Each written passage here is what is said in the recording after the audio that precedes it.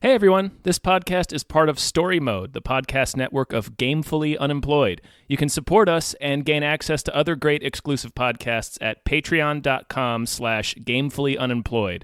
That's patreon.com/GAMEFULLY unemployed, which is spelled like it sounds.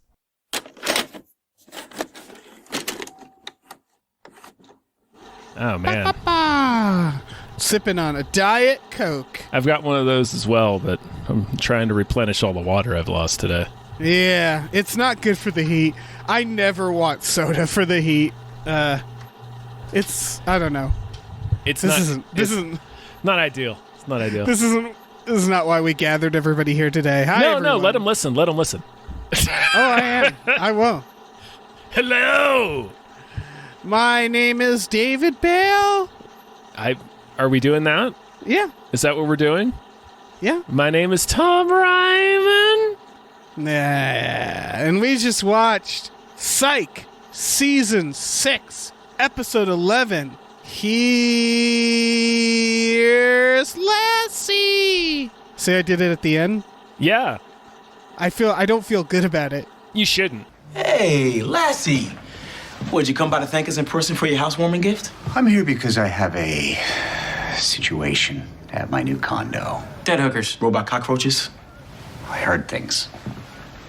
All right. Take a load off, Lassie. What's going on? Just strange sounds and jiggling and hissing, and I also saw some things.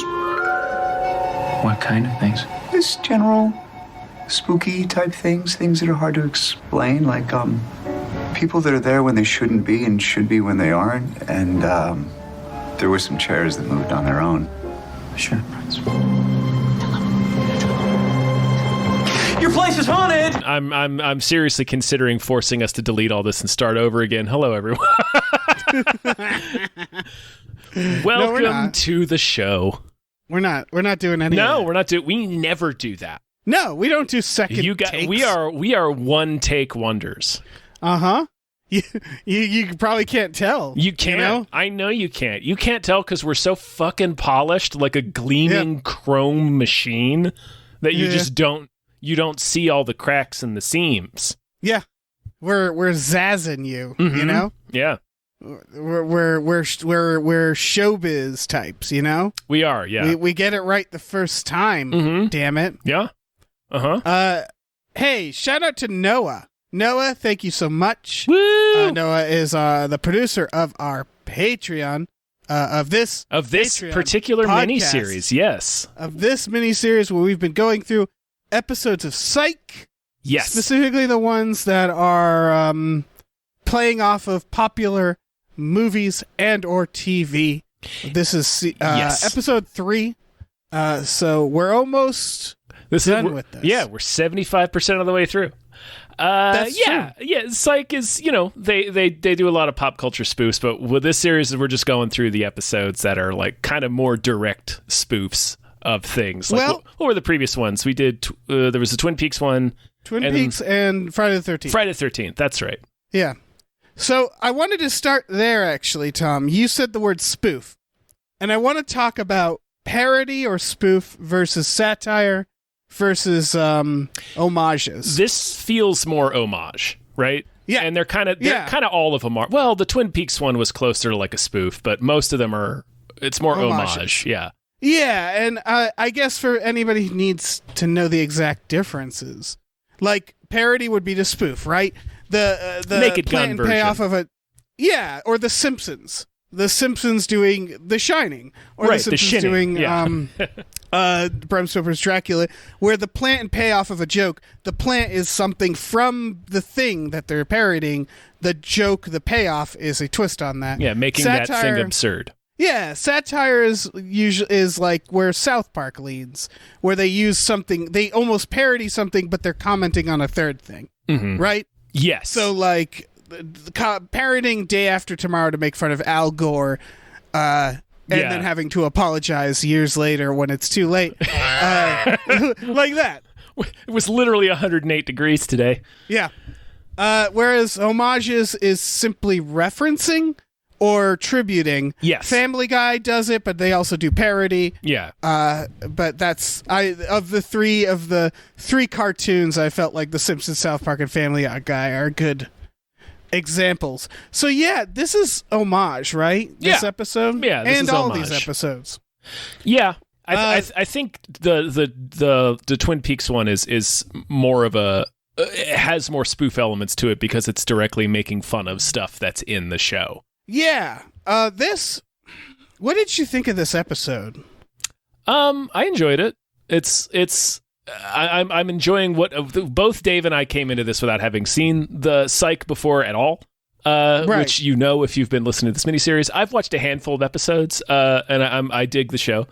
I was a little lost because this is a later season episode, so there's some storyline threads they reference. Like William Shatner is just a character now. Yeah, that made me go like, no. Yeah, Shut but up. like it wasn't like it's like any sitcom. They give you enough of an explanation so that you can drop in on an episode if it happens to be airing in syndication and not be totally lost.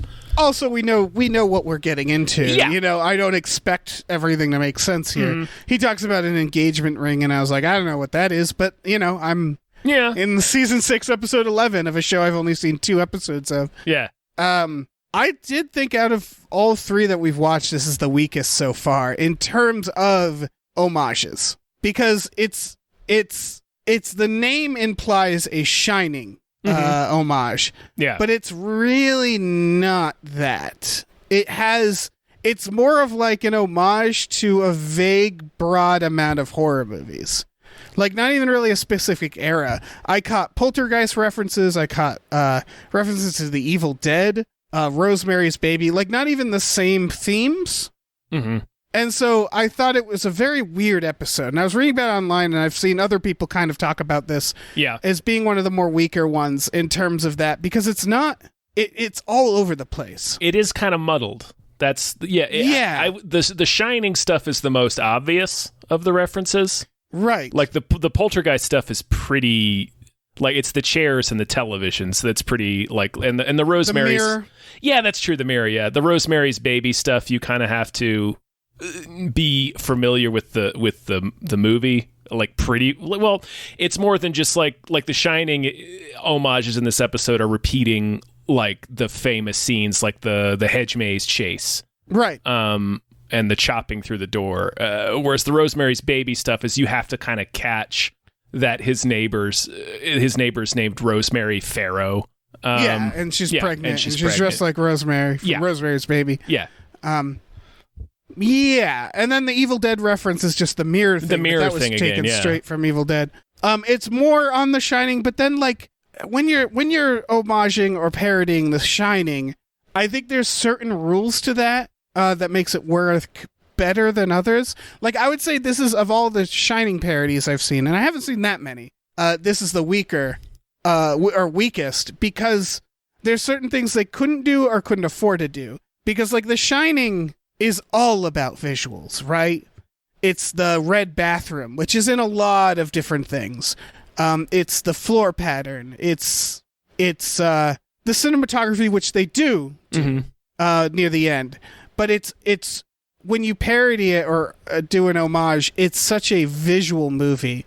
The blood coming out of the elevator and so on. And it didn't seem like they could do it. And every now and then they do something that was like the beginning credits, aside from the kid on the tricycle, doesn't look like The Shining. You know what I mean? Mm-hmm. Like they do it like as an old film, and the music isn't really The Shining. And it was like, what is this? So it felt like almost like less passionate than their previous ones. I can feel that. Like, it didn't feel like they were actually into The Shining. It might, yeah. It's later series too. Yeah, it feels more half-hearted than the other episodes, but I suspect, as you were saying, that budget might have something to do with that. As they're trying to recreate The Shining in like this relatively small condo building. Right. Also, maybe it's just that they were told like, yeah, you got to do another one, you know? Oh, I don't know. Do The Shining, you know, and they did that. But it feels like there was less cohesion to the references. In that they, like I said, they reference all these horror movies, but like they're not all ghost horror movies. They're not all of the same era. Well, they're all supernatural. Yeah. It's just they start with the idea of haunted apartment. Yeah. And then they're doing like demons and devil pregnancy. Well, I will say that The Shining, Rosemary's Baby, and Poltergeist are all about upending domesticity, right? Upending suburban lifestyle. Well, not necessarily suburban lifestyle, but like domestic life. You could argue Evil Dead starts that way too, because it's a couple in the cabin. Yeah, I barely even clock an Evil Dead homage, because you could argue that the mirror is just a Poltergeist homage. Yeah, it's that's true. The fact that it grabs him through it, but like, I mean, that's like the shot when he grabs it through is Evil Dead too. Yeah, that's true. So it really felt like it felt like they were either not excited or too excited and wanted to do too much. Yeah, I would have appreciated a more honed in, a more like just a little more meticulous. I think of a homage. Yeah, I think it also struggles from what I've seen so far anyway of the show. There's Psych is not a supernatural universe. There's no ghosts in it. Yeah. So they couldn't do the ghost. It has to be explained by a person, which immediately limits some of the things you can do and still end up with a logical explanation for it. Yeah. Also, they mentioned the name Ray Brower, which is a character from Stand By Me. Yeah, it's the dead guy. I was like, so I'm like, what are we doing? What, like this? So like, it's a shotgun blast of like references. Well, they're all horror movies from the late 70s, early 80s. And Stand By Me. Well, Stand By Me's 85, but yeah. But it's not really a horror movie. Yeah, it's Stand By Me. It's in the universe. Yeah, it's a from Stephen King, but that's the connection. Like if that was a way, I thought like, oh, that would have been really cool if it was just all Stephen King stuff. I think that would have been a cool way, but I just couldn't follow the thread. It's pretty muddled. Yeah. I guess let's talk about what the actual episode is about, right? Yeah. Okay, so it's like John Travolta giving the one take, you guys. Can you believe take? No, so they get a guy hangs himself in his condo. Lassiter, the lead detective, decides he's going to buy the condo because he's in the market. Last time we checked in him, he was going through a divorce. I assume that process continued. So yeah, he's he's stoked about buying this condo. He's going to get it for cheap because a guy killed himself in it. He moves in. Strange things start happening. He gets Sean and Gus on the case because he thinks he's being haunted.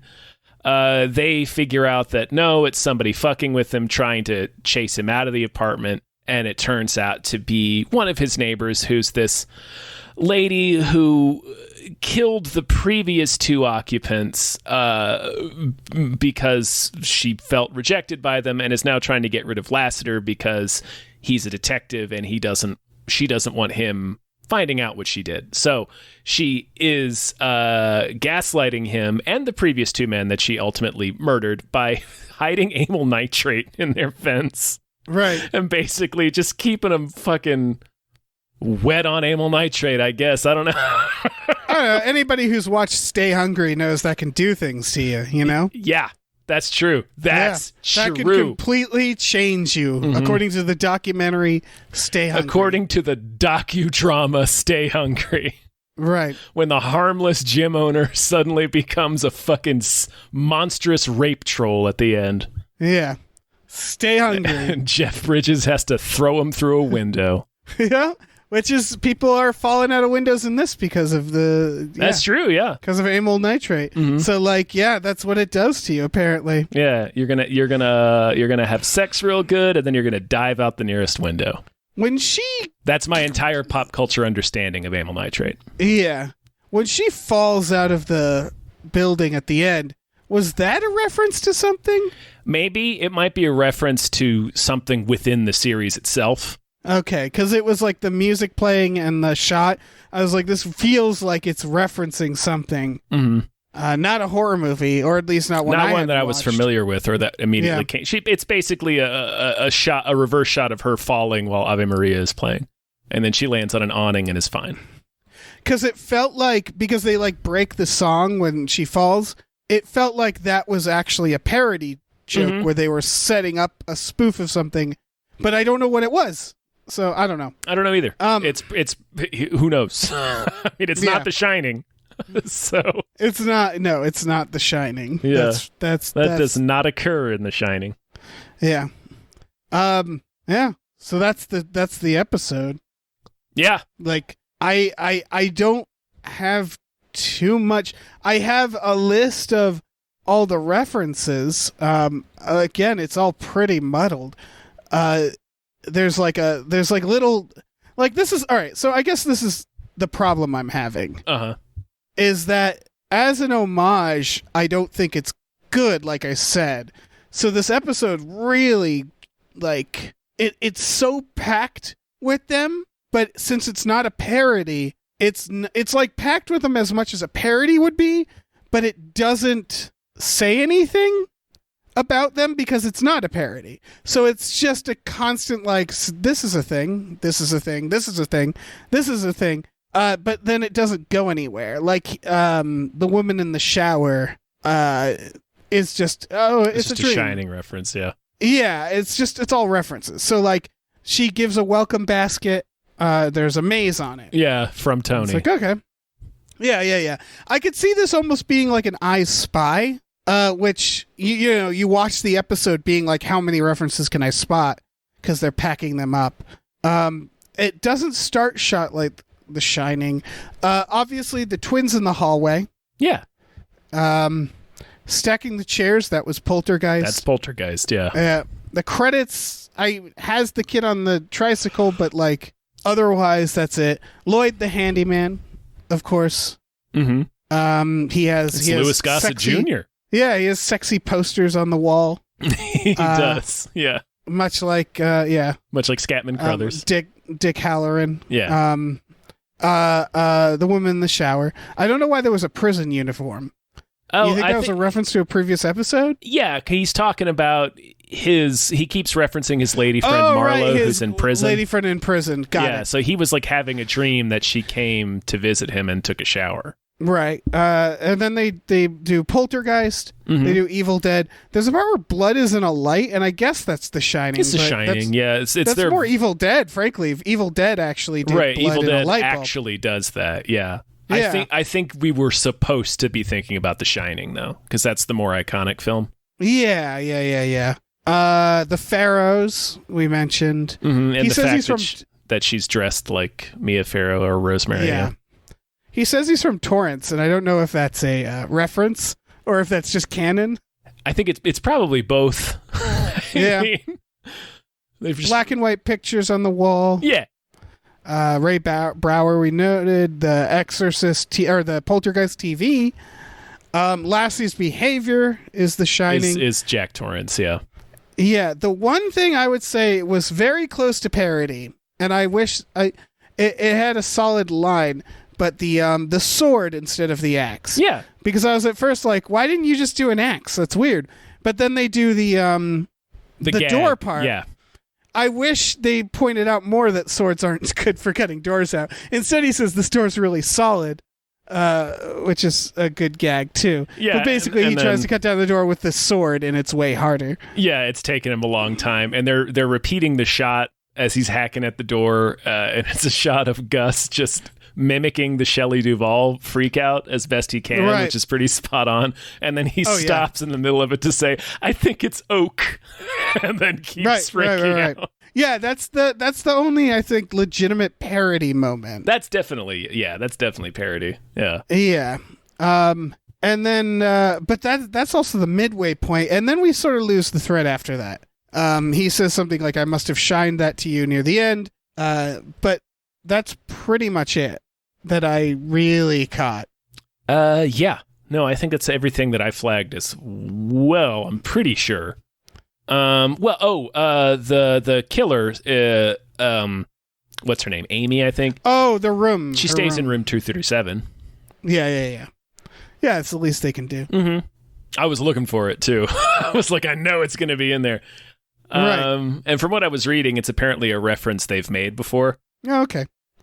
I just couldn't help but to think about, like, you know, it's not a fair comparison, but like thinking about The Simpsons doing The Shining, where in like 11 minutes they were able to do so many jokes and they were all parodies. And like this is what I could count is one joke really that's a parody with just so many references that aren't part of any joke really. It's just kind of just them putting it down and being like, here it is.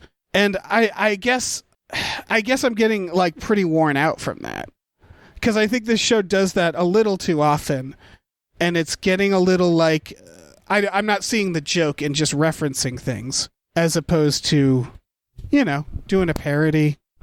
Like, I guess what I'm saying is this show still hasn't won me over. I've only watched 3 episodes, mind you. But I like what they're doing in these. I want more. I want actual, you know, I want actual parody. If they're going to do this many references, they should do actual parodies. Sure. Yeah. No, I agree with that. Yeah. Cause I couldn't help thinking about like fucking the opening of the Simpsons joke, where they're doing the Tuesday caption or whatever, the Friday caption. Yeah. And they keep going back to it. Like, that's such a beautiful parody of just being like, did you lock the front door? Don't. Did you lock the back door? And then, oh no, we left Grandpa back at the gas station. What about Grandpa? What about Grandpa? And like, the gas station. Like, not even that far. Yeah. That's so good. Or the feeling fine on the fucking on the it's interesting that they didn't do the typewriter. They didn't. Like, again, it felt very like, you love when we do this, so we're just gonna do it. And it didn't really feel like they committed to anything. Because again, I think the two strongest things in The Shining that come out from The Shining is the camera work and the sets. Like, when people are parodying or doing homages, that's really the two things that you do, right? Like, I was surprised that rug pattern didn't show up. Yeah, that's true. It felt like they could have, like, it was weird that they couldn't do some of the more simple things, like a typewriter or like the rug pattern. And like, I get the sword joke, but it just like it kept diluting it more and more. So it felt like they were like scared of getting sued. You know what I mean? Like, when, like, obviously you can't use the same music. I mean, they do. The Shining theme plays when Lassiter bursts into the laundry room and is attacking Gus. Oh, okay. Good. Yeah. No, I don't think they were worried about being sued. I don't think that's the issue here. No. I'm not saying they were. I'm saying, you know, when you see something that's clearly worried about being sued, so everything's off. Yeah. It felt like that. It felt like they weren't really, like, you know, the woman in the shower. The iconic thing about that isn't that it's a woman in a shower. It's a woman in a bathtub, first of all. And it's a woman in that bathtub. You know what I mean? Like that green hue, that shot. Everybody knows the shot. The woman, like, looking over. And they don't do that. They just, it's a woman in the shower. See, that's like The Shining. And it's like, kinda. Yeah. Like, see, it's blood in a light bulb. And it's like, that's like The Shining. It's like, kinda. A little bit, I guess. Yeah, a little bit. Yeah. It's like related. It seems like it would have been, it's less iconic of a film in terms of like visuals that are easy to parody or to homage or to reference, but it feels like it might have been better to stick with Rosemary's Baby, because that's specifically about living in an apartment in a busy city. And being gaslit in an apartment. Yeah. It's really weird they didn't do that. Because, from the very start, it's about moving into an apartment and like that, and like going crazy in the apartment room. But this is the other thing, is The Shining at its core is about isolation. Or not at its core, but like that's the starting point. Yeah. And that's, so like you'd think it'd be like, we're going to a hotel to investigate something, but it doesn't even start there. It feels, that's what it feels like. It feels like it feels like too much compromise had to be made. That's what that's what it feels like. Because this is a weird setting to try and do a Shining parody in. No, it's not at all. Yeah, it felt like pick something. You want to do Rosemary's Baby? Then you're in the right setting. Don't do The Shining. You want to do The Shining? Start in the hotel, because a lot of horror movies, it's kind of like the setting is one of the biggest like factors. Yeah. Look at their Friday the 13th parody. They wouldn't have done that in an apartment building. No, you know? No. You do that at a summer camp. That's the setting. That's the core of the thing you're spoofing. So it right away, it's like you kind of fucked up. You need to. Well, it just feels weird after watching, like, the last episode we did was Dual Spires at Twin Peaks, and that is so spot on.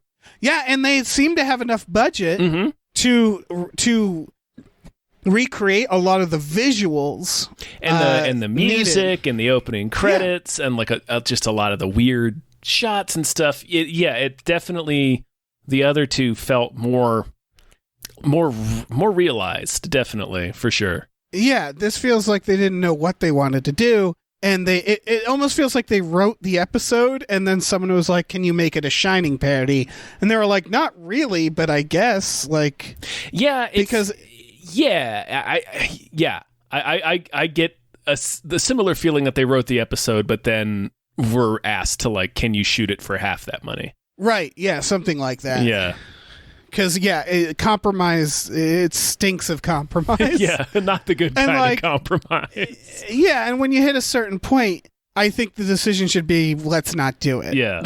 You know?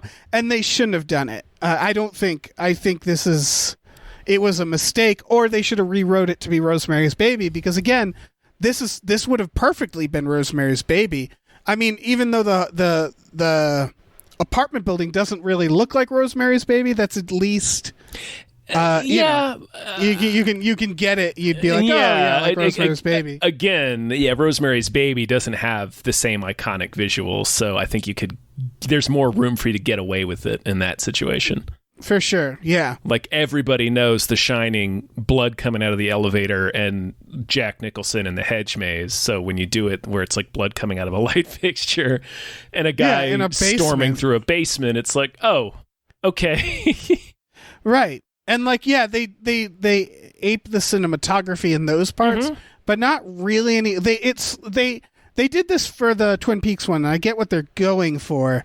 But this one, it felt like it was only like maybe 10 minutes where they actually did the cinematography. Most of the rest of it, which is, I don't think it quite works. Like when they're the hallway, when they're doing like the beginning credits and they're showing the kid on the tricycle, I was like, how hard is it to get the camera a little lower and a little farther behind the kid? Like, You're not quite doing the shot, or like the twins in the hallway.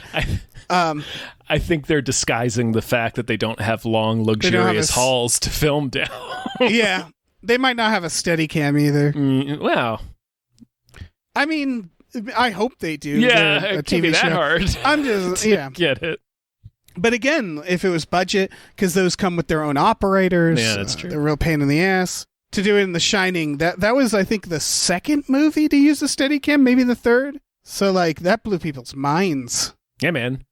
It was like Rocky. I know Rocky. It was to the point, it was so early that the inventor of the Steadicam was the camera operator. Like, they didn't have anybody else who could do it. Great film. Great film. People should check out The Shining if they haven't. I like that Lasseter's wearing the same like goofy ass pullover sweater cardigan that Jack Nicholson's wearing. Oh yeah, I appreciated that. He's doing a good job. Yeah, that sweater, man.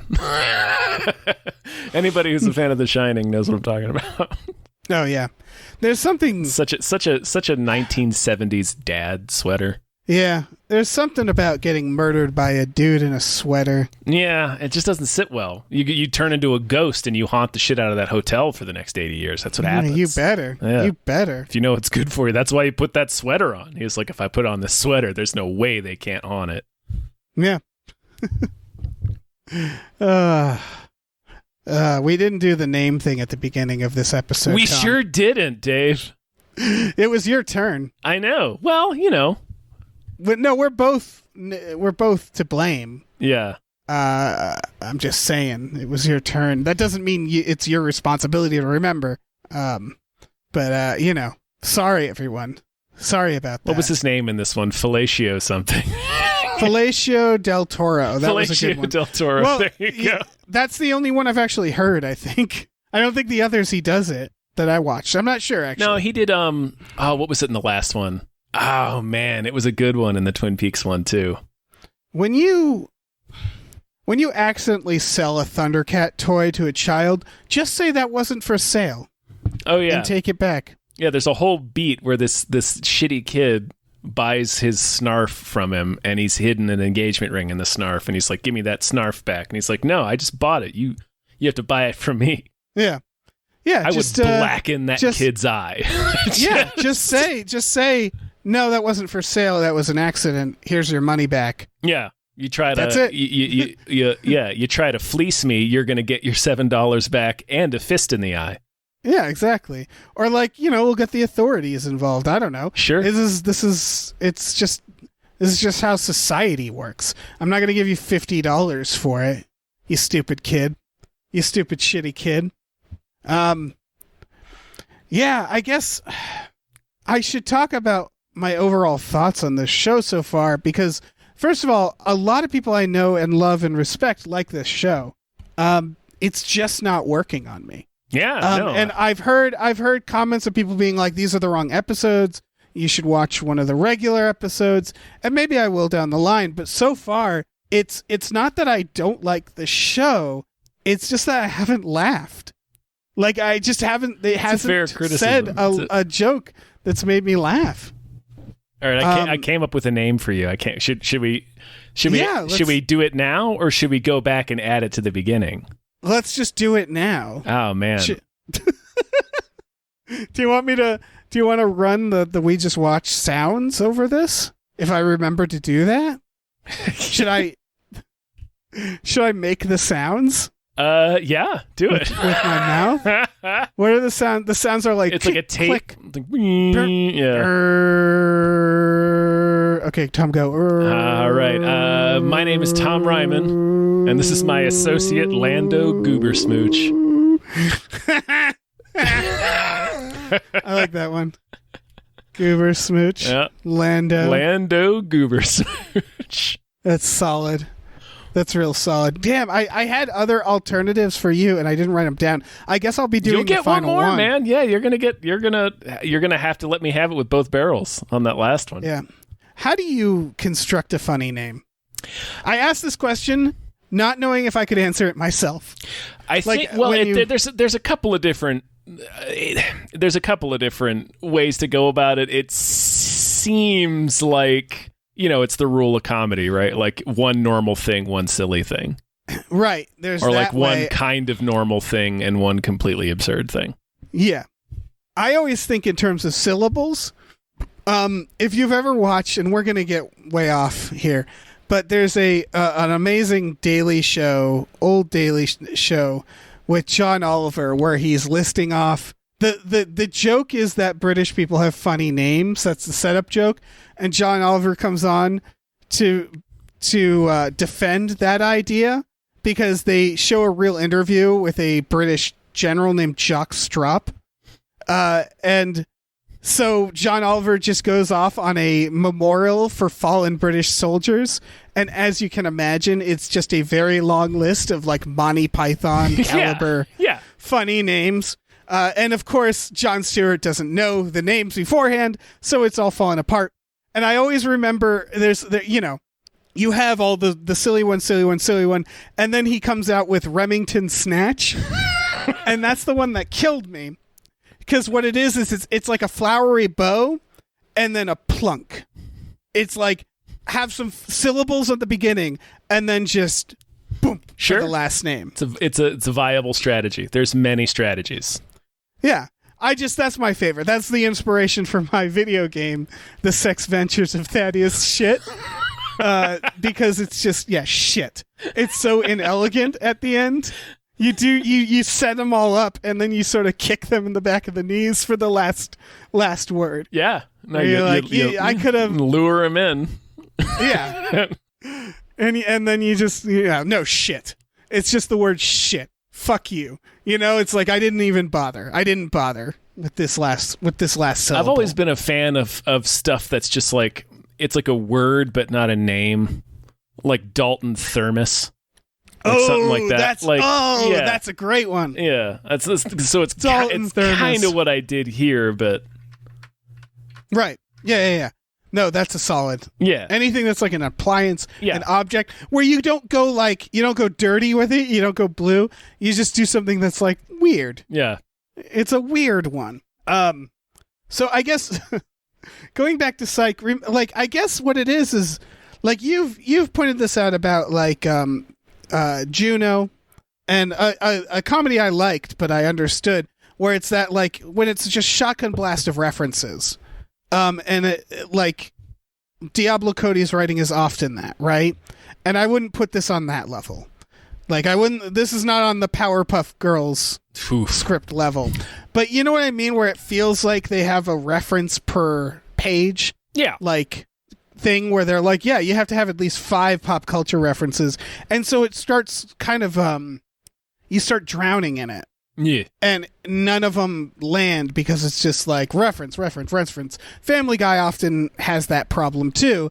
And like South Park had the manatee ball thing kind of calling them out, where it just feels like you're referencing for the sake of referencing. And that really stuck out for me because this was so not like, because it was so far from parody and it was an homage, but it was so loosely done as opposed to the previous ones, because the previous ones just felt so much more on point that I could appreciate them. And intentional behind. It's purposeful rather than intentional. Is the what I was looking for. So for whatever reason, were it budgetary or it's like we said, there's clearly this episode feels like a great big compromise, so it's just a lot of the references just ultimately don't really amount to anything. Right. It's just kind of like here's that thing. It's like all right, I mean it's I don't know, it's fine. Even the mystery felt really half-assed because all he does is read someone's mail. That's it. There's no I detected. And I wonder if that's a product of this being one of the homage episodes, because I definitely noticed that it felt like we were less involved with the mystery of this one. Like one of the clues we see Sean spot was in a scene that we didn't even get to see. Right. It's like them in the kitchen looking at the guy's snacks when they first learned about the amyl nitrate, and then Sean's like, well, that doesn't make sense because this guy was a big health nut. And it flashes back to a scene that we weren't actually present for. We heard them in the other room, but we didn't actually see what was happening. Which, it does that a lot because it's a Sherlock Holmes type story. Well, we'll see Sean flag something, but we won't really understand why he's doing it until later when it does, the detective reveals his plan, and that's fine. But they didn't really do that in this episode. They find out who it is because they read her mail and find that she isn't a nurse like she said, but a patient. And that's it. That's all they do. That's the only thing that really like goes like, oh yeah, it's her. And like, I don't know. I feel like maybe the regular episodes are more on point with this, but like they're I don't more think any of these the so ones far. I've seen, Yeah, none of these so far that I've watched have really done a mystery. There's been a couple scenes where he'll like see something and get like that video game vision where it like flashes highlights. And then in the end, he's like, yeah, I connected these 3 dots. And it's like, oh, okay. I mean, it's not particularly clever. It's just, it's just like, yeah, I saw this and this and this. And in this case, it's like, it's almost like you would see it as a joke in something else where it's like, yeah, I read your mail. Like, that's it. I read your mail and I saw that you weren't who you say you were. Yeah, it felt like more of an afterthought in this episode, which I, as somebody who's seen more of the normal run than you have, I think it's more to do with that this and the previous that we've watched are primarily kind of homage, sort of like fun one-off episodes, where they're paying way less attention to actually having a mystery for Sean to solve, and it's more about just goofy hijinks, which is, it's fine. Yeah, but so far, this is why I suspect maybe what's not working with me is maybe if you're a fan of the show, right? And the show has harnessed goodwill through their regular episodes. Yeah. When they turn around and do a parody episode or an homage episode, you're enjoying it because you're watching characters you like do a movie you like. You know what I mean? Uh-huh. Whereas if you're but like the episodes themselves, they have to sort of put everything aside to do that thing. Mm-hmm. And so all I'm watching is characters I don't know do this parody. And like it's just there's less delight in seeing these specific people doing it. And I'm not like I don't feel in on the joke necessarily for some of it or the dynamics between the characters. That's my guess. I'm sort of speculating on why a lot of people I know really like this show and it's just not working on me. And I'm wondering if it's the context of how I'm watching it. I'm sure that's part of it. Yeah. Or it's just not working on me. I don't know. Yeah. I mean, it seems like it's maybe a little bit of column A, a little bit of column B. Yeah, a little bit. It's not working on you and you're not really watching it. We're watching all the one-off episodes that are weird and break format. Yeah, exactly. I'm not I feel like I haven't actually seen an episode of the show yet. Mm-hmm. But you know, whatevs, dude. Yeah, man.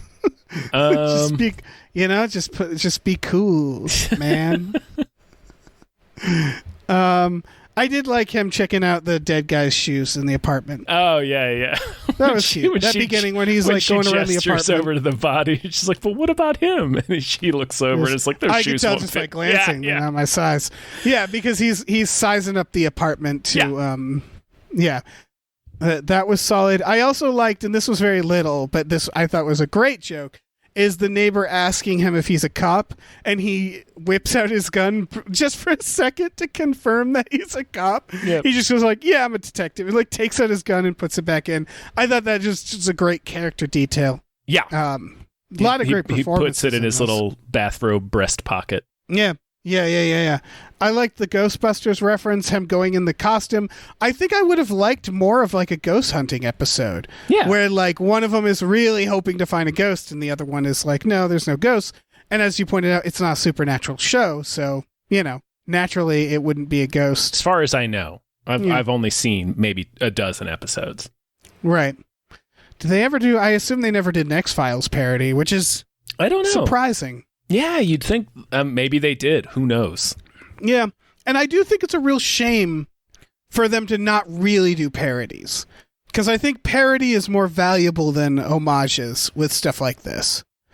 Personally. I guess I just didn't feel it as much in this episode. I thought the Twin Peaks one was pretty great. Oh, it's great, but even that one's still not like a full-on parody, Not a full-on parody, no, because it still has to fit within the narrative canon of the show, so it can't be too buck wild, but it is still going to be a little wacky because it's a wacky universe. Yeah, I guess I just mean that the idea of parodying other TV shows by putting your characters in it and having them point out how fucked up or how dumb or how weird it is. How dumb and weird it is. Yeah, there's a lot of value to that that I wish they did more of, and all of them I've seen so far, because they don't really like. The way they solve the mystery doesn't really have much to do with like the parody or the thing they're doing an homage for. Does that make sense? I think the first one was the most connected, where it's like, oh, it's not a killer, you doing a killer themed camp. And then it's, oh, but it really is a vengeful. Mm-hmm. It's a reverse Jason. Yeah. Like that was thought out, I thought. Yeah. The Twin Peaks one, it didn't feel as much thought out in that sense, in that what the mystery was reflected the thing they were parodying. And in this one, it doesn't at all. So I feel like there's kind of a missed opportunity there. I just think there's more. I think they could have tightened up a lot of what they're doing that wasn't just, here are things from the thing we're doing the homage to, and more like weave it into the plot and say something about the thing you're homaging, using your characters, I think is just more fun. Yeah. Yeah. I don't know. Yeah, man. Who can say? Who can say? Yeah, he doesn't even have any psychic visions in this one. No, he doesn't. Yeah, this is a real one-off. Yeah. Yeah, it really is. I don't know. Maybe this is late season problems too. Maybe this is, we're covering the X-Files right now in late season, and it's like, yeah, season 6. Yeah, of the exactly. Season 6 of the X-Files is a real minefield. How many more seasons were there for Psych at this point? I don't know. I don't think too many more. Psych. Here's Lassie. That's season 6. Everybody's going to just hear me figure this out. Yeah, I feel like it shouldn't take you this long. Clicking on the wrong thing. Okay, I'm just going to Google how many seasons of Psych. 8. Oh, okay. So that's about where things start falling apart, getting shaky. I don't know. Is this show even still going? I don't think so. They're making movies on Peacock. Oh, okay. They did a movie in 2017, 2014. and then they did another movie last year, and they're working on a third movie. Oh, okay. But yeah, like 2 seasons before they're like, okay. Because I feel like there's a level of denial before a series starts falling apart. Mm-hmm. Unless it's Star Trek TNG. Like Star Trek TNG, there's still solid episodes in the last season, but there's definitely episodes where you're like, ooh, yikes. There's still like the ones where you're like, yeah, this is definitely the last iPhone season. game takes over the Enterprise. Oh, that's not last season. I know it's not last season. That's a great one where it makes them orgasm. Yeah, it does. It's got Ashley Judd in it.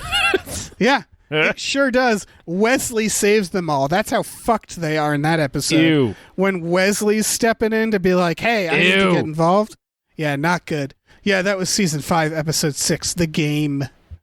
It's you know whose fault it is too. It's Riker's fault because he's fucking around on Ryza, and then that chick gives him that catfishing game, and then he brings it aboard the Enterprise and fucking pod peoples everybody like an asshole. Fucking Riker. Yeah, that son of a bitch. Yeah. Anything else?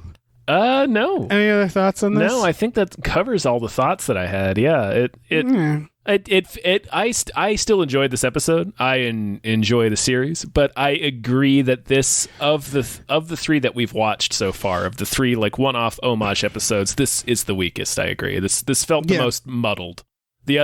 And it's especially coming off how spot on the Twin Peaks one was. Like that one was so dense with Twin Peaks references that I had to stop taking notes after like the second scene.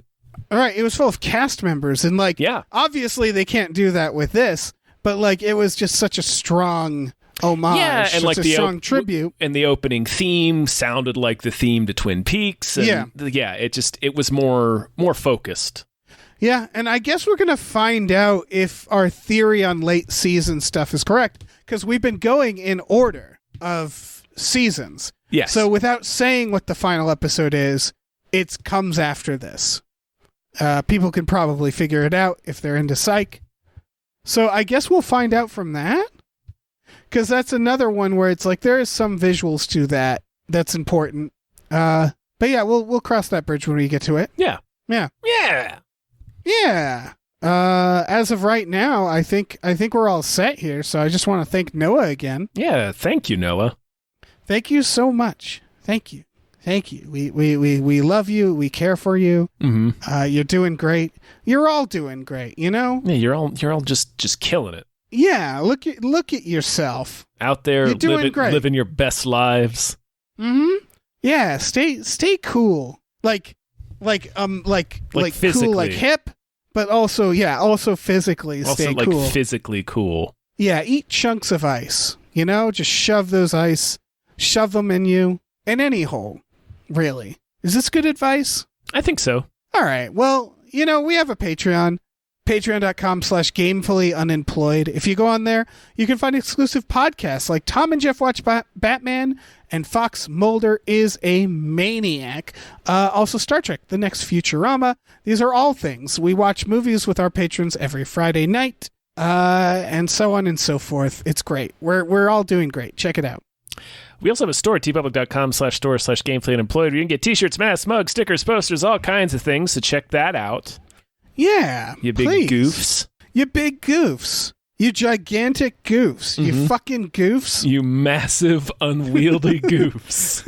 What the fuck? Yeah. Why are you so bulbous with your goof?